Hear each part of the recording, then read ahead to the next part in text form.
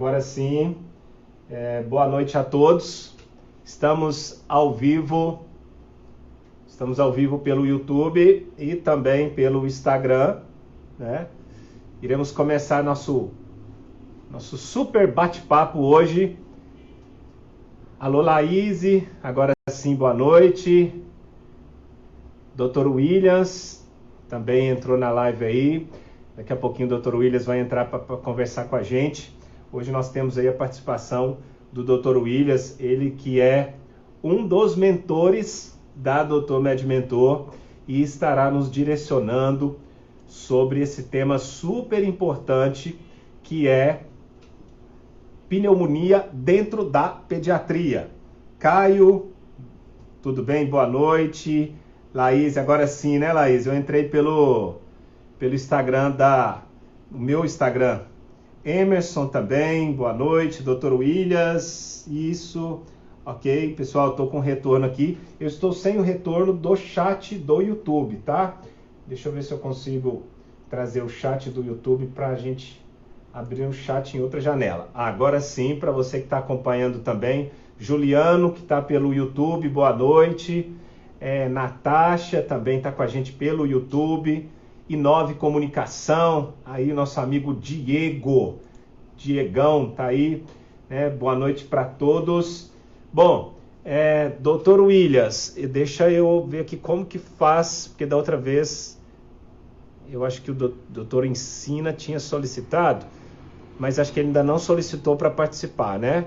Qualquer coisa, Dr. Williams, você comunica aí com a Samara. Gente, enquanto a gente espera a chegada do Dr. Williams, convido vocês aí, né? Nós estamos com a nossa mentoria da Dr. MedMentor todos os dias. Agora sim, enviou uma solicitação, visualizar, entrar, certo? Vamos ver se o doutor esperar chegando aqui. Gente, muito obrigado pela presença de todos, né? Tema super importante aí. Nós teremos aí a presença do Dr. Williams, ele que... Agora sim, doutor. Tudo bem, Otaviano? Boa noite. Tudo bem com você? Boa noite, pessoal. Vai ser um prazer aqui bater um papo com vocês. Maravilha. Gente, o Dr. Williams, ele, né, que faz parte da equipe da Dr. MedMentor, ele que é pediatra e biatra, ele tem pós-graduação em saúde pública pela Unisul, é isso, né? Pós-graduação em psiquiatria pelo Centro Brasileiro de Pós-Graduações, pós-graduação em nutrição pediátrica pelo em Boston, e tem mais um currículo enorme aqui, né, doutor? Mestre em... Fala mais um pouquinho para nós aí, doutor. Não, isso daí são as coisas que a gente, né, a área médica sempre faz com que a gente tenha que correr atrás, né, Otaviano? Sempre estudando, sempre a gente tentando se aperfeiçoar um pouquinho aí. E é o que o pessoal está buscando aqui, né? Mais conhecimento, saber um pouco mais. E nesse momento que é tão importante, tão decisivo, né, Otaviano? De saber o que é importante, o que estudar, como se preparar para uma prova. Então, sem dúvida nenhuma, acho que o principal recado, independente de currículo, é esse, né, Otaviano? Preparar sempre, né? Com certeza. Com toda certeza. Cumprimentar o pessoal que está chegando aí. Elis, Eliana, galera está comparecendo aí. Paula, Fabiana, Valéria, o Bruno, Natália, a Anne, né, a galerinha aí. Deixa eu abrir aqui pelo canal também do YouTube. O pessoal também está participando com a gente. Boa noite para todo mundo no canal do YouTube. E sem demora, Dr. Williams, vamos começar falando um pouco aí da pediatria, dentro desse contexto aí, pneumonia na comunidade. Samara, depois você me dá um retorno para nós, se está tudo ok, áudio, vídeo, se tá tudo certo? Então tá beleza. Então, doutor, a primeira pergunta é uma pergunta que eu acho que é uma dificuldade para todo estudante, para quem vai não só prestar prova, mas para o dia a dia. Quando eu devo pensar em pneumonia? Estou com um caso clínico ali, esse paciente tem alguma coisa pulmonar, né, alguma coisa está falando ali, ele está com expectoração, está com tosse, ele tá com o murmúrio vesicular diminuído, mas quando eu devo pensar em pneumonia, doutor Williams? Bom, Otaviano, sem dúvida nenhuma, o tema, né, a pneumonia é um assunto muito importante dentro da pediatria e que, sem dúvida nenhuma, vale muito sempre ser estudado com muita atenção e é recorrente nas provas, né, Otaviano? A gente tem um levantamento aí que a gente pôde verificar que pneumonia é um tema muito cobrado nas provas. E o que eu tenho que pensar, né? Sem dúvida nenhuma, quando eu vou pensar num paciente com pneumonia, primeira coisa é lembrar que a pneumonia é algo muito comum, né? É a principal causa de mortalidade para crianças até 5 anos. Então, isso, sem dúvida nenhuma, já é algo para chamar a nossa atenção. Agora, entre os sinais e sintomas, o Otaviano sabe muito bem que eu defendo muito, exageradamente, né, a importância de uma boa anamnese, né, tirar uma boa história do paciente, fazer um bom exame físico, isso é primordial e imprescindível para a gente conseguir fazer o diagnóstico da melhor forma possível. E quais são os sinais que você me perguntou, né, Otaviano? Sem dúvida nenhuma, aquela criança que chega com tosse, febre, já são sinais que dão um pouco mais de alerta para nós, mas é muito importante a gente prestar atenção no padrão respiratório, né? Se ela tem aquela respiração muito rápida, que a gente acaba chamando de taquipneia, né? E se tem sinais de que está fazendo muito esforço para respirar, com a presença de retrações no tórax, né? Então é muito comum a gente ter tiragens, que a gente chama, né? Que são retrações, às vezes subcostais aqui, que é na parte inferior do tórax, algumas vezes tiragens intercostais e até aqui no nosso tórax, no nível superior aqui, pronto, a gente consegue ver que a criança está fazendo um esforço respiratório muito grande. Então, criança com tosse, febre, respiração alterada, né, a gente começa a ver o padrão respiratório não muito confortável, aí eu posso, sim, prestar atenção num fator muito importante, que é, de modo simples, avaliar a frequência respiratória dessa criança. Sem dúvida nenhuma, isso é um padrão que a gente tem, porque nós temos alguns padrões de normalidade, né, Otaviano? Criança menor de 2 meses, a gente considera uma frequência respiratória de 60 incursões respiratórias por minuto, 2 a 11 meses a gente considera maior que 50, e 1 a 4 anos maior que 40. Então a gente pode, durante o exame físico, uma criança que chega com essa história, fazer a contagem de qual é a frequência respiratória dessa criança, e isso já serve de um sinal de alerta. Claro, aí eu parto para o exame físico.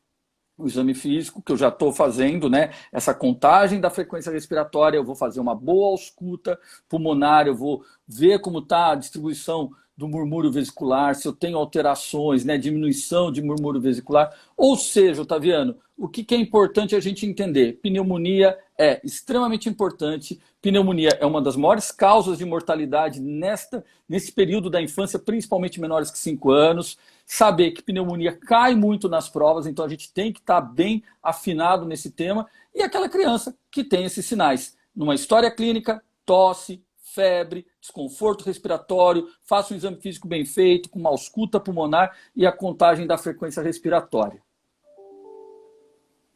Maravilha, doutor. Aproveitar aí sua brecha, mandar mais alô aqui, o pessoal está entrando, o Túlio, o Marcílio, a Débora,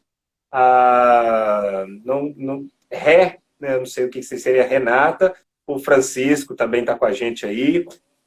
Doutor, gente, nós estamos aqui com o Dr. Williams, ele que é um dos mentores da Dr. MedMentor, e conseguiu um tempo para bater esse papo com a gente hoje, falando sobre pneumonia. Ele destacou a importância da taquipneia para ajudar a falar a favor aí da pneumonia. Bom, doutor, outra pergunta, sempre é uma dúvida, inclusive a gente está aí com um grupo de estudantes recebendo a mentoria da Dr. MedMentor através do Otaviano e da Samara. Em breve, né, a partir do 2º semestre, nós teremos uma mentoria com a participação dos médicos mentores também. Isso aqui é um piloto buscando um aperfeiçoamento, buscando a melhor forma de levar todos os revalidantes à aprovação. E uma pergunta também que apareceu é o seguinte, Dr. Williams. A gente sabe aí que o estreptococo é o principal agente, ok. Mas o Staphylo aureus já apareceu dentro dos temas, aí, dentro das questões de pneumonia pelo INEP. Então, assim, quando que a gente pode pensar, opa, isso é estáfilo? E por que que a gente tem que saber diferenciar? Por causa do tratamento, né? O tratamento é diferente. Se a gente conduzindo uma pneumonia, considerando que o principal agente é o estrepto, a gente vai lá na família das penicilinas. Mas quando a gente fala em estáfilos, a gente tem que mudar um pouco o medicamento, também mantém nas penicilinas, né, a oxacilina e tal, mas a conduta é diferente. O que poderia falar a favor do estáfilo aí, doutor Williams? Não, eu acho que até antes de falar um pouco do estáfilo, né, Otaviano, é como você está falando.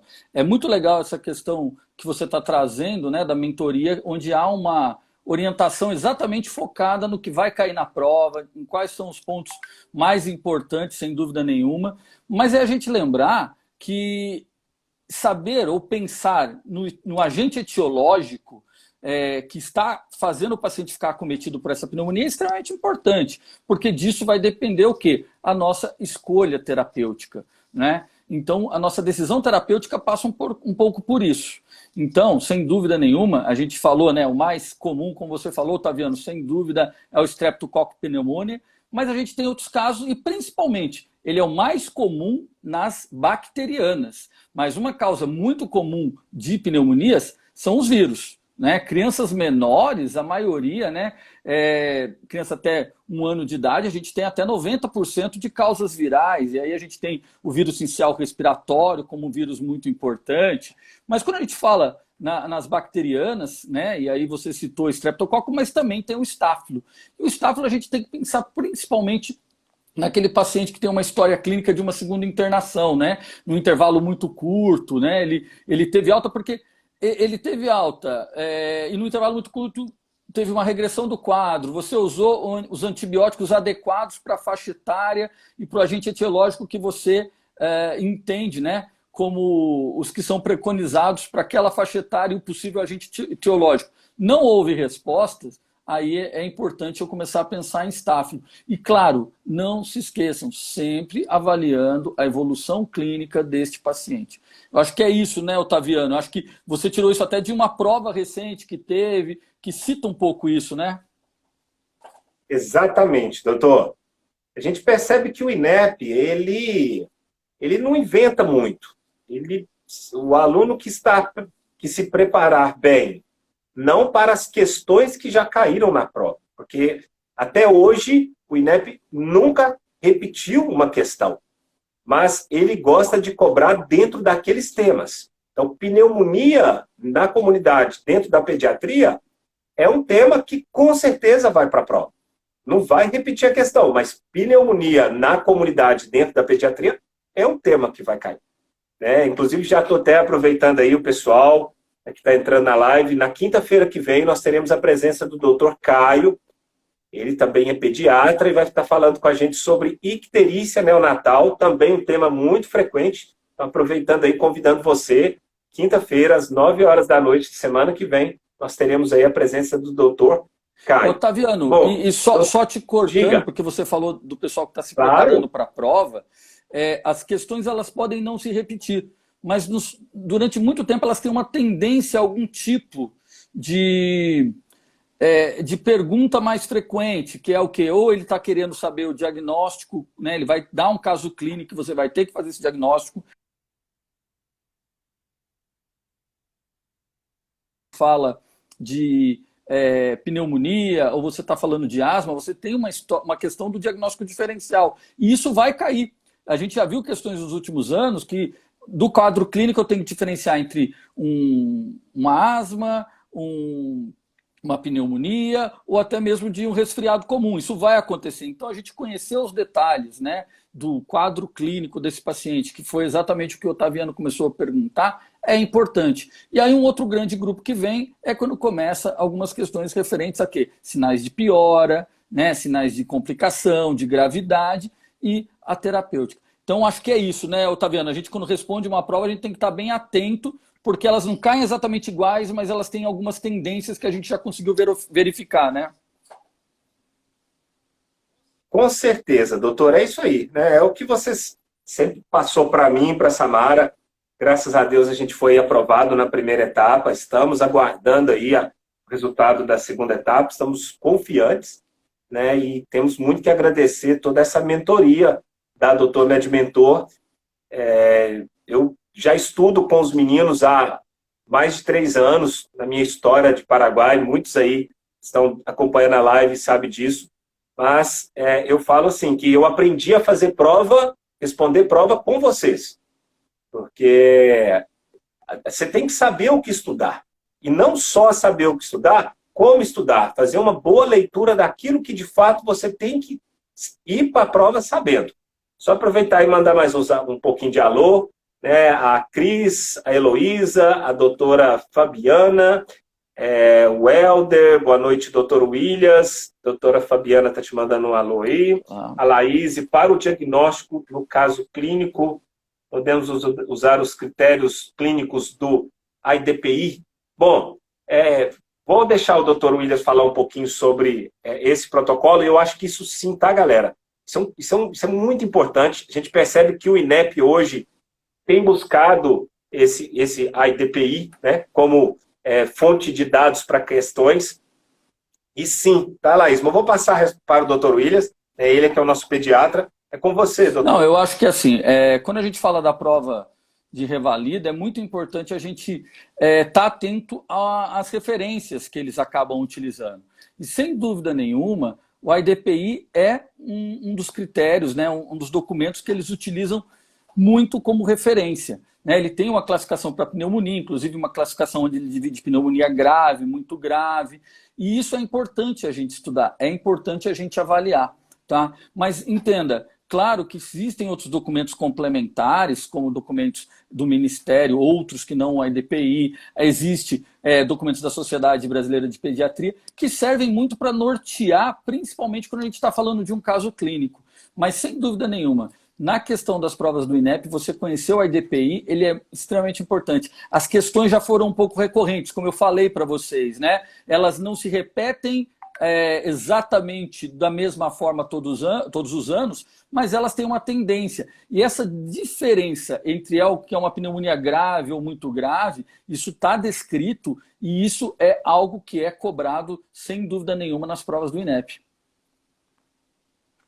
Perfeito, gente. O Dr. Williams falou de um assunto importantíssimo. Por quê? O IDPI, ele coloca exatamente esse ponto que ele colocou. Ou é uma pneumonia muito grave, ou é uma doença muito grave, né? Ele até define dessa forma. E aí a gente fala, gente, mas não tem a pneumonia grave dentro da IPI. Tem. Tanto é que a questão de 2020 traz isso de novo, que é uma pneumonia grave. Tá bom? Então a gente tem que ficar atento a uma boa leitura, que a pneumonia grave, ela existe ainda. Segundo os olhos do INEP, porque meio que algumas referências já estavam tirando, ou era pneumonia ou é uma pneumonia muito grave. Mas não, pessoal, a pneumonia grave existe sim, inclusive foi cobrado dessa forma, era uma pneumonia grave. Doutor, falando em pneumonia grave, quando eu mando essa criança para casa e só deixo ali avisado sobre os sinais de alerta. Quando eu penso em internar essa criança? Não, sem dúvida nenhuma, pensar em internar a criança é um momento decisório muito importante no dia a dia do pediatra durante o nosso atendimento. E quando a gente fala em estar fazendo uma prova, isso vai ser cobrado, exatamente porque é algo rotineiro, é algo que faz parte da decisão do profissional. A gente tem que pensar sempre em criança menor, crianças menores, crianças muito pequenas, a gente vai ter que internar, muitas vezes até independente de alguns sinais maiores de piora. Como eu falei, a gente vai examinar essa criança, está com desconforto respiratório maior, frequência respiratória aumentada, você vê que tem uma dificuldade maior nesse aspecto, você vai internar para poder fazer o tratamento mais específico. Então, crianças menores, sem dúvida nenhuma, é importantíssimo. Agora, a gente tem outros sinais. Às vezes tem criança que está com uma recusa alimentar muito grande, então a gente precisa, porque sem dúvida, se mandar para casa, além de uma criança com uma taquipneia muito grande, ela pode, né, dependendo da idade, eu estou falando de crianças pequenas, muitas vezes broncoaspirar. Então, crianças menores que 2 meses, interna. Crianças maiores, vamos fazer a avaliação respiratória, vamos fazer o exame físico, vamos tentar radiografar e ver a extensão dessa pneumonia. Ou seja, é o conjunto de sinais e sintomas que vai fazer com que eu interne essa criança. Mas, sem dúvida nenhuma, criança menor que 2 meses, é bom a gente ficar atento e pensar numa internação. E, conforme até a Organização Mundial de Saúde fala, crianças de 2 meses a 5 anos, quando ela apresenta, nessa idade, uma tiragem subcostal maior, a gente pode pensar como uma pneumonia grave, e o sinal de gravidade, sem dúvida, é um fator para a gente pensar na internação. E a recusa alimentar também, né, doutor? Sim, que eu falei, a criança não está comendo direito, e até porque a gente tem que pensar, né? Não é só a recusa, às vezes você vê uma criança menor que está mamando ainda, está aceitando, mas a taquipneia é tão grande, tem um risco de broncoaspiração, e isso não é tanto da prova, mas vale a dica aí para a realidade de todo mundo, né? É muito importante o pediatra enxergar, entender o ambiente em que ela tem desse binômio família e criança, né? A gente tem que entender que às vezes pode ser uma família que não esteja numa condição tão adequada para prestar atenção nos sinais de piora, para conduzir uma alimentação com todo cuidado. Então aí a gente também fala, opa, talvez seja um sinal que eu tenho que ficar atento. Mas, Otaviano, para o pessoal que está fazendo a prova, é pensar exatamente isso. Vamos ler o IDPI, vamos pensar nos sinais que eles nos colocam, nos fatores, mas é muito quadro clínico, é entender quadro clínico, é entender os sinais de melhora, piora e diagnóstico dessa criança. Maravilha. Ó, só mais um galerinha que está entrando aí, o P. Pedroso, grande doutor Williams, Beatriz, Carla, Molina, a Célia dos Folheados. Gente, uma pergunta interessante aqui, doutor Williams. Ele pergunta assim, ó, a infecção, o vírus é um dos principais agentes aí, como você falou, tem uma relevância enorme como causa de pneumonia. Mas porque sempre que falamos em pneumonia, o tratamento que vem na nossa cabeça é antibiótico. Se é infecção viral, seria pela sobreinfecção que é comum acontecer? Seria isso? Não, então, a gente tem que analisar essa pergunta de um aspecto, de uma forma muito clara e importante. Entenda, o principal causa é vírus. A gente tem que tomar cuidado, porque uma coisa é o que a gente vê acontecendo nos prontos-socorros da vida. Muitas vezes a gente vê pneumonias virais sendo tratadas com antibiótico. Então não quer dizer que eu tenho que pensar em antibiótico sempre que eu falo de pneumonia. Tenho na cabeça, a principal causa de pneumonia é viral, tá? E como tal, não é tratamento antibiótico. Então, por isso que eu vou examinar essa criança, vou ver os sinais de melhora e de piora para tentar fazer esse diagnóstico. Vou ver a imagem radiológica. Então, é um conjunto de coisas. Então, não tentem associar muito pneumonia a antibiótico, porque senão tem uma questão, que é uma pneumonia viral, e não preciso nem falar, né, Otaviano? Nós vivemos nos últimos anos um momento de muitas pneumonias virais, onde o uso de antibiótico não é o tratamento preconizado. Então, isso é importante, pessoal. Claro, voltamos a falar um pouquinho da prova, né, Otaviano? Sem dúvida nenhuma, acho que o Otaviano pode até me ajudar aí, porque ele tem os dados mais atualizados, mas a grande maioria das questões que caem no INEP falam de pneumonias bacterianas. Mas lembrem-se que a pneumonia viral ela é extremamente importante e você tem que ler a questão com cuidado antes de cravar que vai usar um antibiótico, pensando já numa etiologia bacteriana. Maravilha, doutor. São 2 pontos importantes aí, você já citou, né? O achado radiológico, o famoso padrão vidro fosco hoje, né? Que sempre existiu, a infecção viral tem esse padrão vidro fosco, mas nunca foi tão falado o vidro fosco como agora. E também a questão dos exames do laboratório, né? Quando é bacteriano, você tem o predomínio de neutrófilos com o famoso desvio à esquerda, e quando é viral, o caminho é outro, vai para linfócitos. Então, assim, são 2 coisas que me ajudam muito a diferenciar. E fica atento, como o Dr. Williams falou, não vai nessa, tá? De pneumonia, não pense em bacteriana. Primeiro, pensa que pode ser viral, principalmente nesse momento que a gente está vivendo aí. Então, doutor William, só para completar, então, a Laís entrou falando do IDIP, eu até abri o IDIP aqui. Tá bom, Laís? Aqui, ó, tem pneumonia grave ou doença muito grave. Isso aqui foi questão, né, de 2020. Colocava aqui, doutor, como tiragem subcostal, um favor que colocava ela como pneumonia grave. A respiração, a taquipneia me joga na pneumonia, mas a tiragem subcostal, o estridor em repouso, segundo a IDPI, né, é a pneumonia grave ou doença muito grave. Otaviano, isso é muito importante de notar e a gente volta naquela questão dos documentos que a gente está lendo. Nós aqui como mentoria para vocês, e o Otaviano sabe muito bem isso, a gente tenta mostrar o quadro clínico, porque basicamente você tem que fazer um diagnóstico deste paciente. Muitas questões são relacionadas a um diagnóstico correto. Mas aí entram particularidades que vale a leitura adequada da questão. O INEP ele usa muito a IDPI, e o IDPI coloca a pneumonia grave e doença muito grave no mesmo, você vê que está na mesma linha, vamos dizer assim, no mesmo critério diagnóstico. Você tem os critérios diagnósticos e caracteriza. Agora, existem outros documentos que fazem uma diferenciação, separando grave de doença muito grave. Então, a gente tem que tomar cuidado, por isso que a gente discute muito questão, né, Otaviano, que é exatamente para entender. Clinicamente, eu fiz o diagnóstico, agora, a hora que eu tenho que diferenciar, qual é o documento que o INEP está utilizando como referência, certo? E o INEP, para não ter risco, como ele provavelmente vai utilizar a IDPI, né? Ele cita isso. Segundo a IDPI, papapá, então não precisa... mas como que eu vou saber? Vai estar escrito ali. Não precisa preocupar, isso vai estar escrito. O INEP, ele procura abrir o mínimo de espaço possível para a turma recorrer. Doutor, bom, assim, de perguntas e dúvidas que o pessoal enviou, gente que enviou também pelo YouTube, né? Tem uma galera acompanhando a gente pelo YouTube também.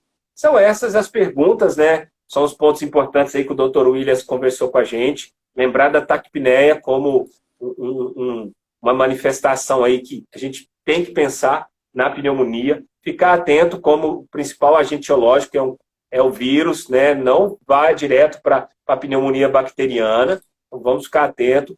E todo mundo estudando aí, pessoal, o IDPI, que é importante. Quais são os critérios de internação também? Ficar atento a isso aí, porque também é questão de prova. Ok, doutor? Eu acho que esse nosso bate-papo está por aí. Você quer fazer mais algum comentário? Deixar mais alguma dica? Eu quero fazer alguns comentários, sim, para o pessoal. Então, lembrando, pessoal, a gente sempre vai estar pensando, o Otaviano sempre tem dado as dicas nas lives do que é mais importante, do que tem caído nas provas, e a gente tenta fazer essa mentoria com vocês exatamente direcionada a isso, né? Mas sem dúvida nenhuma, algumas coisas que nunca vão faltar. Vamos falar de pneumonia. É exatamente assim, sinais e sintomas, quais são os principais, porque eu preciso para fazer um diagnóstico. Eu tenho que pensar exatamente nos sinais de piora, né, que vão dar a gravidade maior ou menor.